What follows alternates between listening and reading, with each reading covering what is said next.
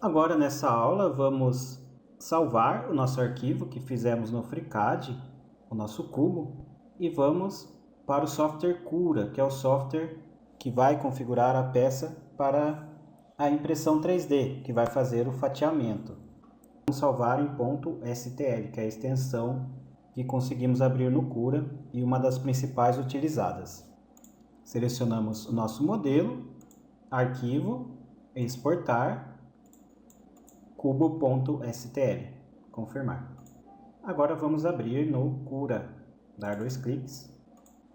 Agora eu vou tentar mostrar as principais configurações que você vai ter que se atentar, os principais conceitos em uma aula.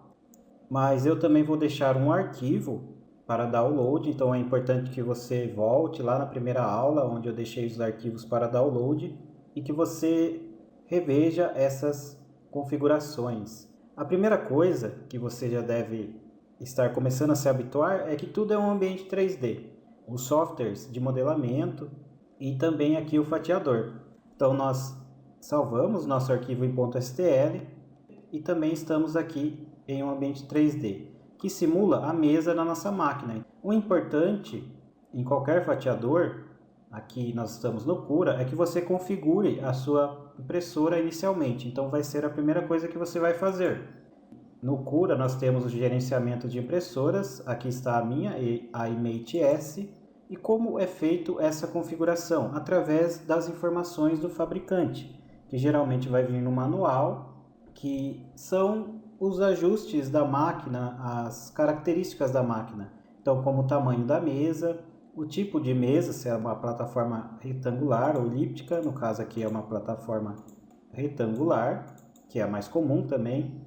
Aqui ticamos mesa aquecida, ou seja, a base vai ser aquecida, o G-code inicial, o G-code final. Aqui os ajustes da cabeça de impressão, que é também uma informação do fabricante, e a altura do eixo. E aqui da extrusão, ou seja, ali do hot end, do bico, você tem que fazer igual é a sua impressora. Então o tamanho do bico, 0.5. Se você estiver utilizando um bico de 0.5, tem que utilizar o valor aqui 0.5 por questão de fluxo, senão pode causar alguns problemas da sua impressão. O diâmetro do filamento, que é 1.75, e aqui se há alguma outra informação de deslocamento, de ventoinha. Essas são as configurações da minha. Daí a sua impressora você vai configurar conforme o fabricante. Geralmente o fabricante vai enviar um tutorial no Cura ou em outros fatiadores como você deve fazer essa configuração. Selecionamos a impressora, selecionamos o material, no caso aqui é PLA. Com isso temos um perfil aqui de impressão. Eu vou fatiar aqui só para automaticamente deixar essas configurações que está aqui mesmo e clicar em fatiar, só para eu explicar algumas questões do que é composto a peça. Foi feito o fatiamento, cliquei aqui no botão fatiar, vai demorar 17 minutos e vai gastar um total de 10 gramas de filamento, conforme as configurações que está aqui. Se eu clicar em pré-visualização, aqui do lado direito nós temos as camadas. Então 1, 2, 3, 4, 5, 6. Nesse caso foi necessário 75 camadas, conforme essa configuração. Abaixo nós temos também esse outro menu, onde conseguimos ver o desenho de cada camada, o que ela vai fazer. Então, do que a peça é composta? Então vamos aqui na primeira camada. Nós temos esse contorno externo que é feito na peça, que não pertence à peça. Isso nós chamamos de aderência. A aderência ela tem algumas funções.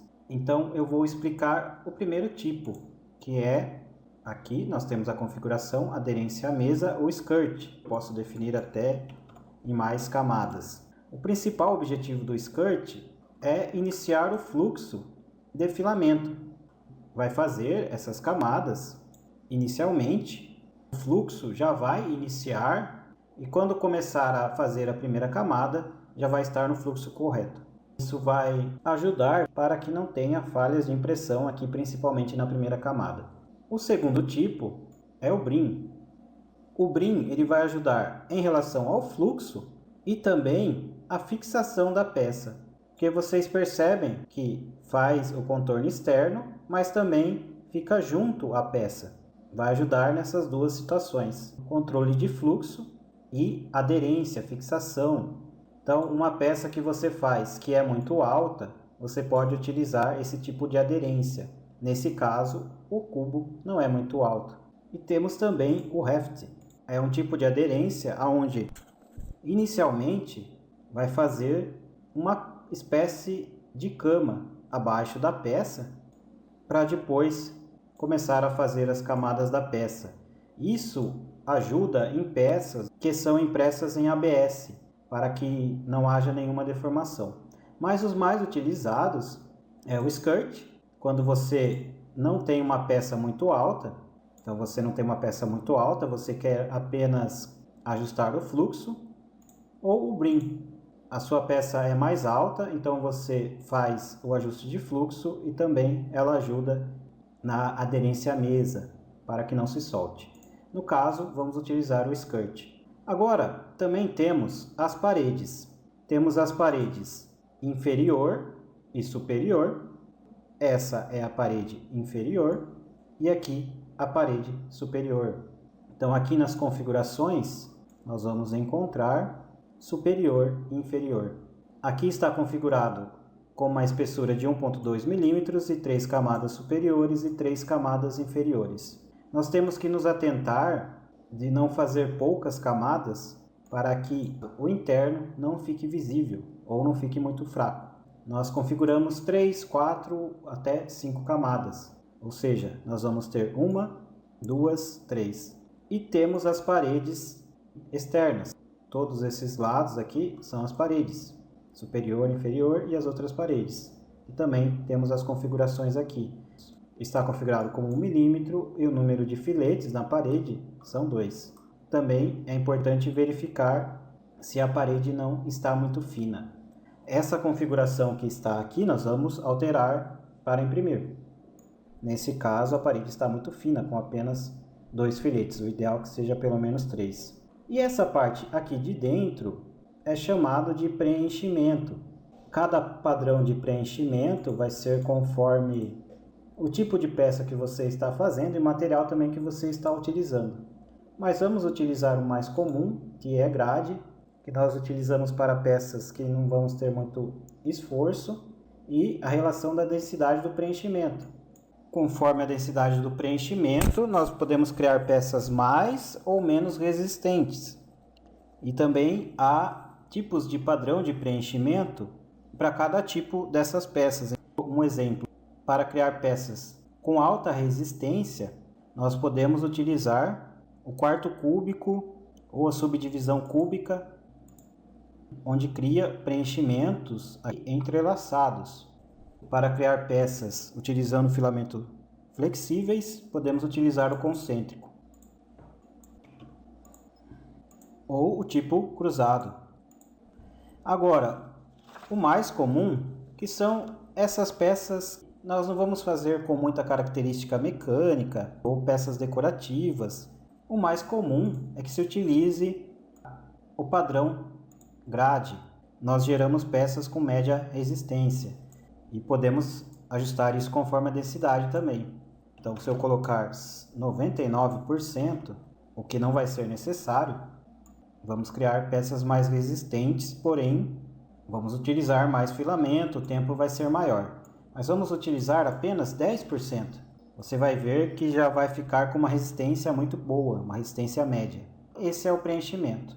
Então, o que temos aqui na composição da peça? Resumindo, no ambiente tridimensional, a peça é feita em camadas. Nós temos o tipo de aderência, que selecionamos o skirt, apenas para controlar o fluxo. Temos a parede inferior, depois temos as outras paredes laterais aqui. Mesmo se você estiver criando um tipo de peça que é algo artístico, tudo que é lateral vai ser considerado paredes. E o preenchimento, o que está dentro do cubo, e a parede superior.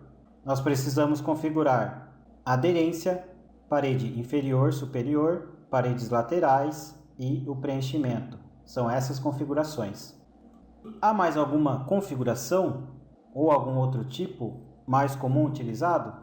O mais comum utilizado é o suporte. Eu vou marcar aqui suporte. Vocês podem ver que não mudou nada. Por quê? Porque não é necessário. O suporte é necessário quando eu vou colocar uma imagem aí na lateral, conforme a geometria da peça. A impressão 3D ela é feita em camadas. Então eu estou mostrando uma imagem aí decorativa, onde nós não conseguiríamos fazer as camadas, porque como não tem apoio nenhum em determinadas regiões, então se cria o suporte e depois você destaca esse suporte. Eu vou dar um exemplo. Se nós posicionássemos o cubo dessa forma, nós sempre temos que pensar assim, posicionar as peças da melhor maneira.